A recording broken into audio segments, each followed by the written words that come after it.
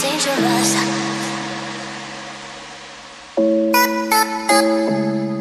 Dangerous. Baby, can't you see? Can't you see? A guy like you should wear a warning. It's dangerous. It's dangerous. There's no escape. No escape. Can't wait. I need a hit. Baby, give me it. You're dangerous. Dangerous. I'm loving it. I'm loving it. It's getting late to give you up. I took a sip from my devil's cup. Slowly, it's taking over me. There's something poison. I'm addicted to you. Addicted to you. I'm addicted to you. Don't you know that you're toxic?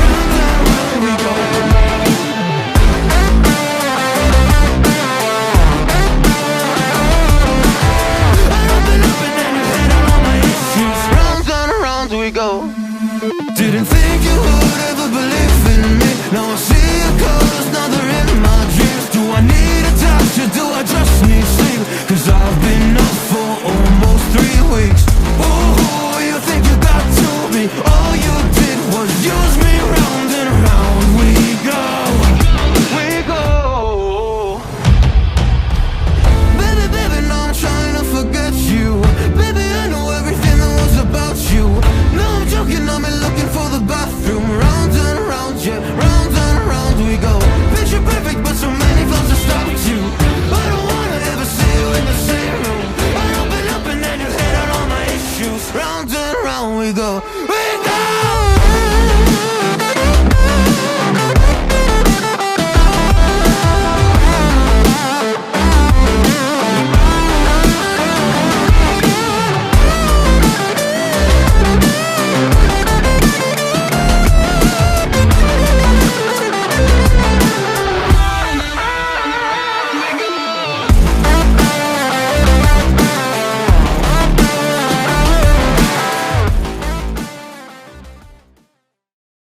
Welcome back, guys. So it's the beginning of the new PvP season. I know that it took like maybe 2 weeks or something like that, or maybe slightly more, to get this video out, but the PvP season is just beginning, in my opinion, because most people are starting to transition to World Tier 4, from what I can see. So I finally started meeting more people in the Fields of Hatred, and PvP was just becoming possible in Torment 4, I mean. And people don't usually PvP before that because they are mostly leveling. So, you know, in my opinion, it's just starting. So this is the rogue. You know, the deal here is I'm main rogue, gotta stay true to the rogue. No way that the first video is not gonna be about the rogue, right? It has to be about the rogue, of course. So without any further ado, let's just jump straight to the build. What I used in the video that you just saw, I will show you an alternative as well. So you see that I have mythic Unix, full mythic Unix, and the ring here was that I used. I don't have it now because it's on my Sork, but it's Starless Sky, so it's another mythic Unix. So basically this is the build. I'm using andariel visage, and the most important thing, it's not like 100% necessary. You can get away without great graphics on life on hit, but ideally you want life on hit to be great graphics, because then you can use it on all your characters, and you want to be able to, well, basically heal life. The longer you are alive, the more DPS you would be doing. So, and this combined with Doombringer. Now Doombringer, they buffed it, and the buffs, if you saw me previously in the previous seasons, like for example season 4 and 5 especially, I never used Doombringer in my PvP builds because it wasn't, the regular legendaries were way better. Like you could temper them, you could get the affix that you wanted, and Doombringer was just a piece of shit because the all stats weren't that great to begin with, because for example this is completely masterworked, right? Great graphics dexterity, and you want dexterity because it's a dodge based build again. So the point is that if I can masterwork this as a great graphic dexterity and get 236 before the buff, if you didn't have great graphics on all stats, it was way less than when you masterwork it. It would be way less than 236, and it wasn't worth it. It was way better to get just normal legendary, ancestral legendary. Well, ancestrals weren't uncommon back there. So Doombringer was just bad for PvP. Now they seem to have buffed it, that they increased the all stats, which is very nice. And if you get it as all stats, like the great graphics all stats, it's absolutely worth it, because on top of that it gives you the inherent affixes damage, 100% damage, which is very nice for poison build because poison scales from damage and vulnerable damage. Then it gives you shit ton of life, gives you damage reduction, but the most important, in my opinion, now one of the best affixes, excluding the all stats is one of the best affixes if you can get it as greater affix. The other one is this up to 15% chance to heal 768 life. Previously it was 5% chance. now it's 15, makes it way more reliable. This mythic unique is actually preferable now, even for PvP, than ancestral sword, in my opinion. You know, the benefits of this, having this mythic, outweighs perfect. Even if you can get perfect ancestral legendary sword with all greater affixes, like all the affixes that you need for build, greater affixes, all of them, Doombringer would still outweigh the benefit of any ancestral that you can get. That's my personal opinion. So, Doombringer is one of the mythic uniques, Andariel's Visage is the other one. And by the way, the poison damage is absolute garbage and dog shit. See, it's 19.5, and it's 19.5, by the way, when I already have, you know, Bane, maxed Bane, which increases the poison damage. Without this, it's like 16,000 something. You know, that's just garbage. It's utter garbage. It does nothing. This poison damage literally does fucking nothing. Take a look at this, okay? With 3 combo points, or let's say without any combo points, okay? Let's say without any fucking combo points, I have 21.5k damage on a single rapid fire arrow, okay? Then the poison imbuement applies 163% of their base damage. That's almost around 30k poison damage from just one arrow. And if I have 3 combo points, I will be shooting 9 arrows, each applying at least 30k poison damage. And then you take a look at the mythic unique that it's, you know, almost a dream to get at this point. The base value is 16k. And not only that, first of all, it's lucky hit chance. You have to proc lucky hit, okay? Then when you proc lucky hit, you have 20%. So it's an RNG to proc lucky hit.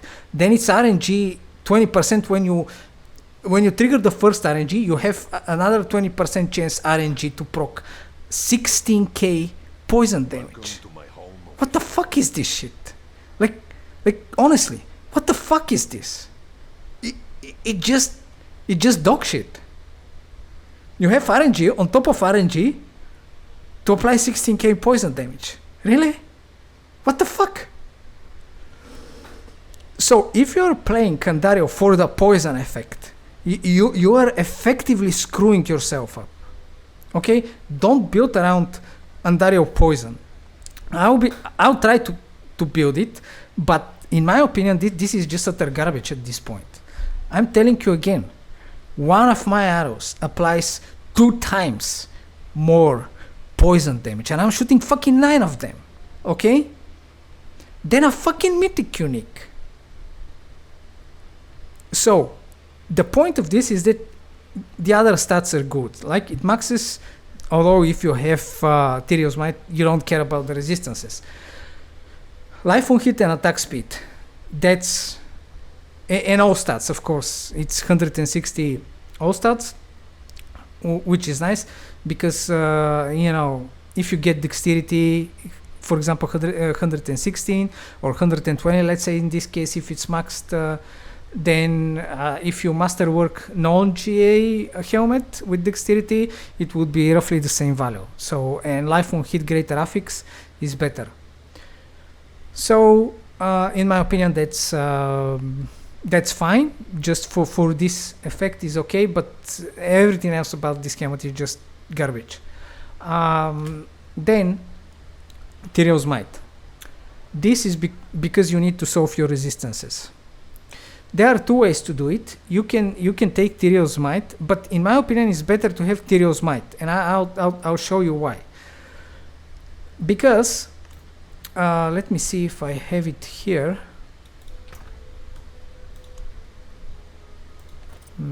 this is the helmet, and okay, this is the armor. So if we take a look here, you cannot get dodge chance as a inherent affix, like affix at the Oculist. You cannot roll dodge chance. You can only temper dodge chance. Okay, you can only temper dodge chance once on your chest piece. So then if you decide to max your resistances by boots, let's say Yen's Blessing or Rakanauts, they don't give you dodge chance. Okay, they don't give you dodge chance. They don't give you damage reduction as well. So keep in mind that you're losing dodge chance on the boots. If you use Yen's Blessing and Rakanauts, you're losing dodge chance and damage reduction. If you use Tyrael's Might, you're losing the possibility to temper dodge chance, right? But you're getting very nice damage reduction, like at least 30% damage reduction. If you don't hit the masterwork on the damage reduction, you will get at least 30% when it's fully masterworked. Then you can actually get boots with even greater affix dodge chance. So you're effectively sacrificing one tempered dodge chance here that cannot be greater affix for the possibility of getting a greater affix dodge chance on the boots and the benefit of having actual 30% damage reduction on the Tyrael's Might.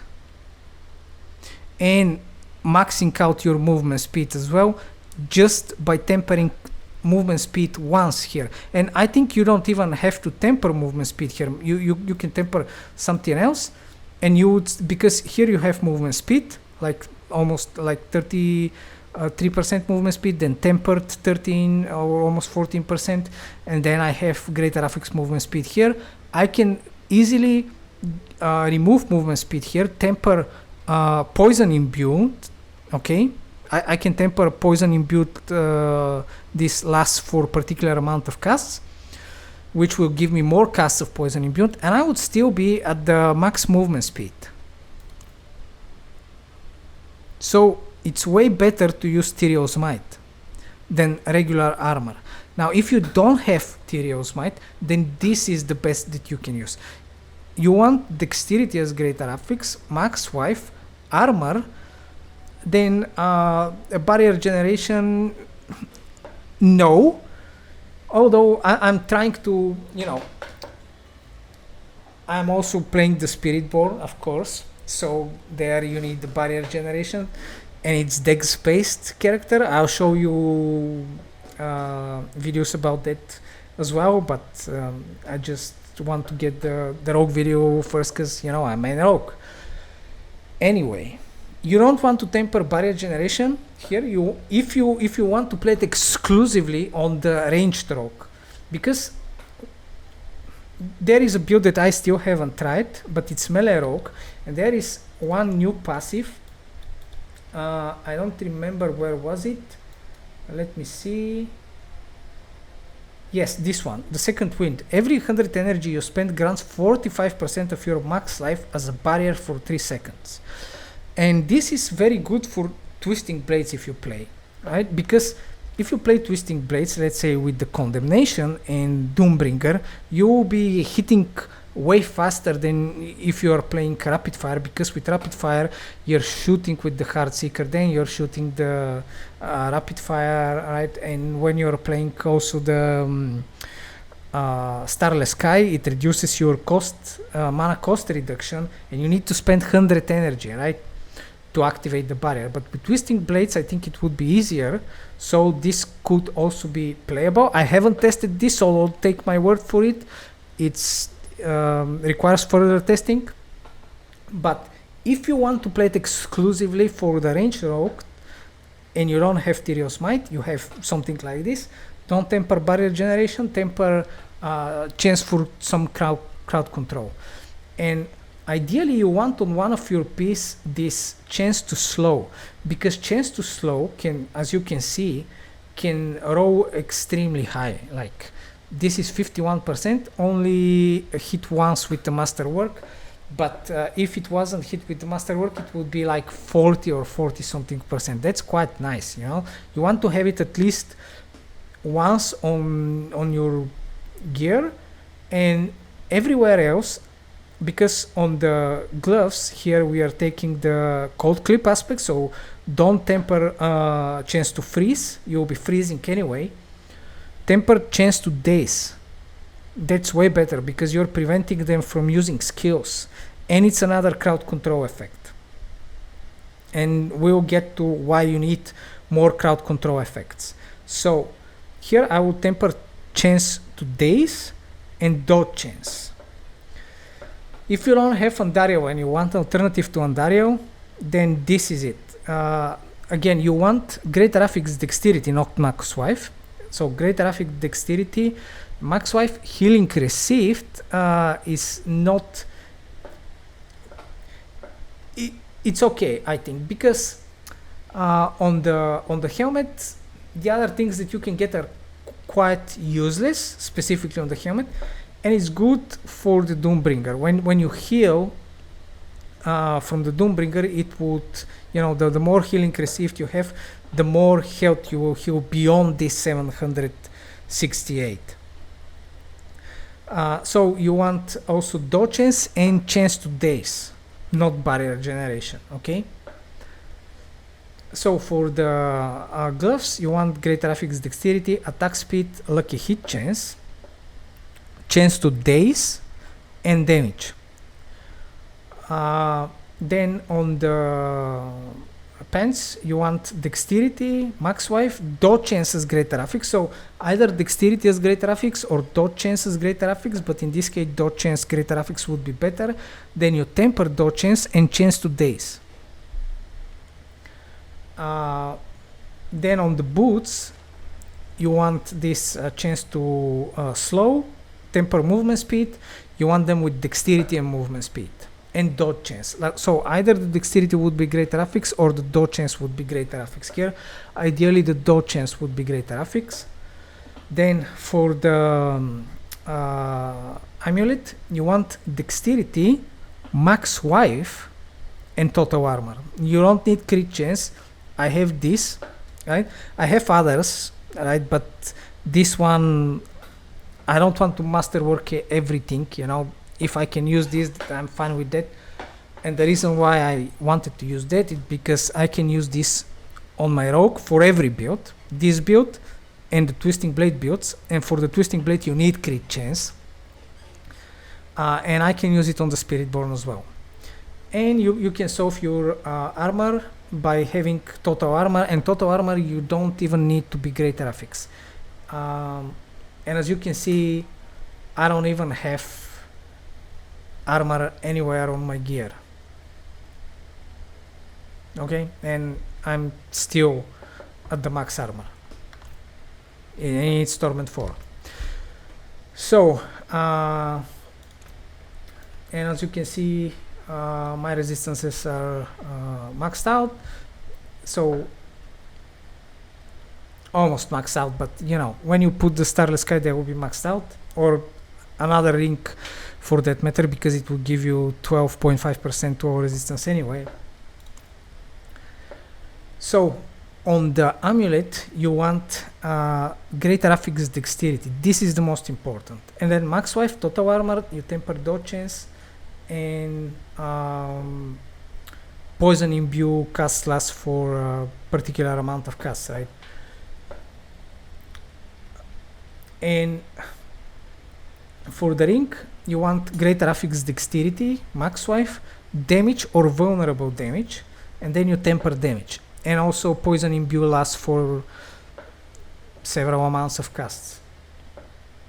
For the bow, you want dexterity, damage and vulnerable damage, and then you temper chance for rapid fire to cast twice, and you temper damage, either damage or vulnerable damage.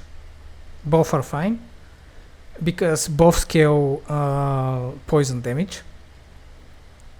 But you know, damage is harder to temper than vulnerable damage, because there are 4 options in that recipe for the damage, and the others are weighted, so you're not gonna get the damage 70% of the time, I think, or maybe more. So you want on the legendary sword, you want dexterity as greater affix, then max wife and damage over time, or damage or vulnerable damage. Everything is fine. So you here you can have also dexterity, damage, or damage and vulnerable damage, or damage over time instead of vulnerable or damage. All 3 are fine. Then you temper chance for rapid fire to cast twice, and damage or vulnerable damage. Now for the aspects, on the gloves you want the cold clip, because your basic skills would be cold imbued, and you will be freezing enemies almost all the time. And it's a crowd control effect, so we have 1 crowd control effect guaranteed just from this aspect. The thing is that you almost never freeze the spirit bones because they have permanent barrier, but you can still apply the crowd control, for example the chill, which is very important. It's not that important to freeze them, it's important to apply the crowd control. Then here on the pants you want assimilation aspect for dodge chance. On the boots you want chance to daze enemies if you haven't tempered chance to daze on your gear, like me for example. I have barrier generation, that's why I'm using this. Otherwise use concussive strikes. It's again chance to daze enemies, but also it gives you 20% multiplicative damage to dazed enemies. This one doesn't, but it increases the chance to daze them. So here again, if you are speccing specifically for the range stroke build and you temper the chance to daze everywhere on your gear, use concussive strikes on the boots. Then on the bow you want rapid fire has chance to ricochet to another target. Here on the sword you want the creeping dead aspect, and this is exactly the reason why we need why you need crowd control effects. 1 crowd control effect comes from the chill, then daze would be 2nd crowd control, then the slow would be 3rd crowd control. That's 60% multiplicative damage over time. And if they're unstoppable, instead they would be taking, like if you have it maxed, it would take 40% multiplicative, or if you have it as from ancestral, it would be I think 60%. So, and spirit bones are unstoppable almost all the time, so they will be taking at least like 40% multiplicative damage over time. Here on the ring you want the imbuement skill effect have in this case 39 increased potency against vulnerable enemies. And on the amulet you want the crowded sage aspect for dodge chance. So on the skill tree, I'll just go briefly because everything will be in the skill description of the video. So we take Heartseeker because tracks enemies automatically, that's one thing, and it has very good lucky hit chance. So Heartseeker, then enhanced Heartseeker and primary Heartseeker, then of course we max rapid fire, enhanced rapid fire and improved rapid fire. We also take the max out the sturdy for the close damage reduction. Then we take max the irked and reactive defense for more damage reduction. Then shadow step, 1 point in shadow step, 1 point in enhanced shadow step, and 1 in discipline shadow step. Then dash, enhanced dash, and discipline dash. We also max the weapon mastery, then 2 points in concealment, enhanced concealment, and countering concealment. Then we also max out the mending obscurity, which heals when we enter stealth. Then max the poison imbuement. You take enhanced poison imbuement and blended poison imbuement. This is important. You want this because what it says is critical strikes with poison imbued skills deal 75% increased poisoning damage. So when you critically strike with your arrow, right, it will apply around 30k base poison damage, but if you crit, there will be 75% more. And you will be critting all the time. Every hit will be critical because we are playing precision. And when you have the max stacks of precision, your next core skill cast would be guaranteed critical strike. So then we max everything related to poison. This one is not that important. If you want to put points in something else, just remove it from no, not this one, this one. So this one is the alchemical advantage. It's not that important. I just took it because, you know, there is nowhere else to put points really. But if you want to put points somewhere else, just remove them from here. And then we take 3 points in frigid finesse because it's multiplicative damage to chilled enemies or frozen enemies, and except for the spirit bones, everyone else would be frozen, and spirit bones will be chilled anyway. So then we take 3 points in Alchemist Fortune, 3 points in Impetus, 3 points in Adrenaline Rush, 3 points in Second Wind because why not?